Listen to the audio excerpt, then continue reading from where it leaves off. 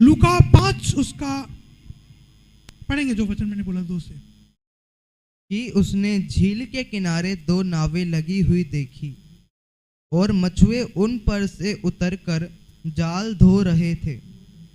उन नावों में से एक पर जो शमौन की थी चढ़कर उसने उससे विनती की कि किनारे से थोड़ा हटा ले। हालेलुया। सुनो, ये स्टोरी शायद बहुत लोगों ने पढ़ी होगी।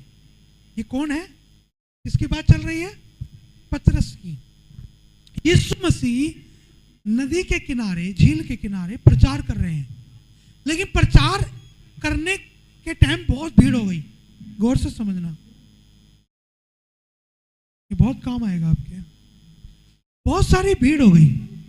अब भीड़ जब बराबर की होती है तो व्यक्ति को ऊंचा होना पड़ता है ताकि वो सबसे आई कांटेक्ट, सब उसको देख पाए।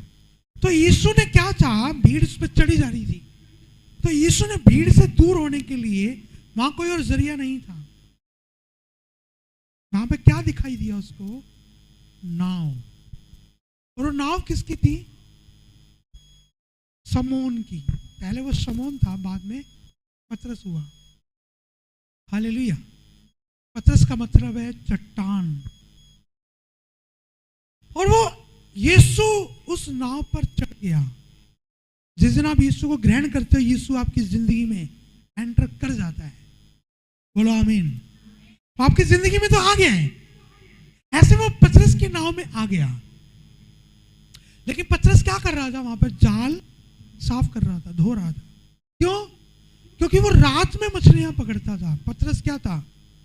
मछुआरा। यीशु मसीह क्या था? कारपेंटर। बोलो कारपेंटर। कारपेंटर था वो, पेशे का ध्यान रखना।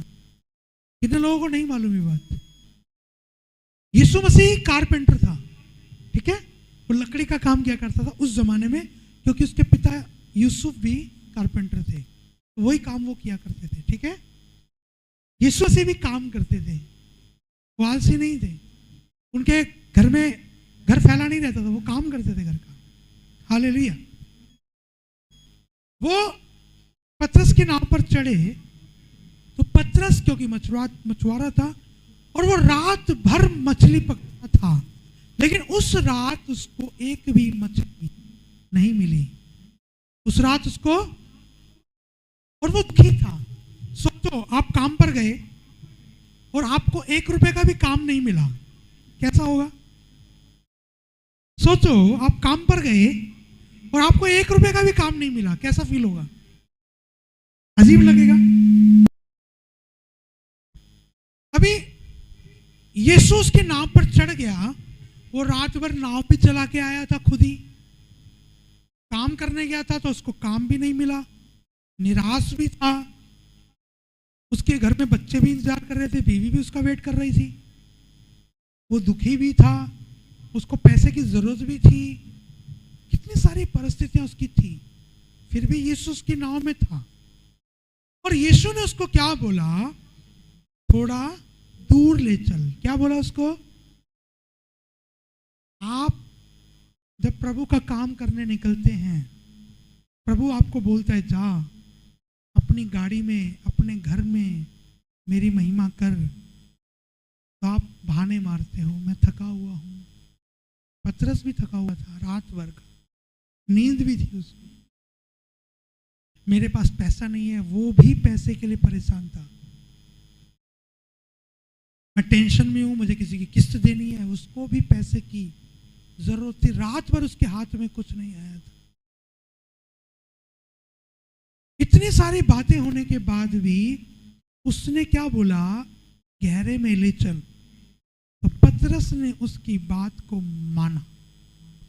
अब यहां पर काम क्या था? वो लोगों को प्रभु के राज्य के बारे में बता रहा था। उस राज्य को बताने के लिए उसने किसकी चीज को लिया? पतरस की नाव को। तो पतरस ने दे दी, मना नहीं किया। यही प्रभु आज करता है। आपके पास घर है, प्रभु आपके घर में कई बार करना चाहता है मीटिंग, आप मना कर देते हैं। आपके पास गाड़ी है, आप कभी उसके लिए इस्तेमाल नहीं, वहां का